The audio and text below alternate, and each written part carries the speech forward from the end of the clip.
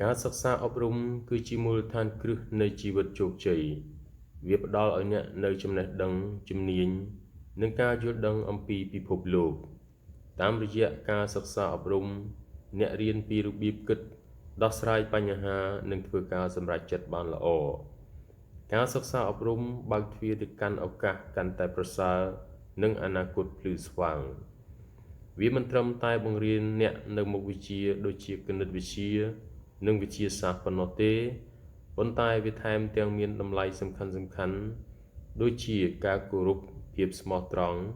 និងការទទួលខុសត្រូវផងដែរមនុស្សដែលមានការសិក្សាអប់រំអាចជួយកែលម្អសង្គម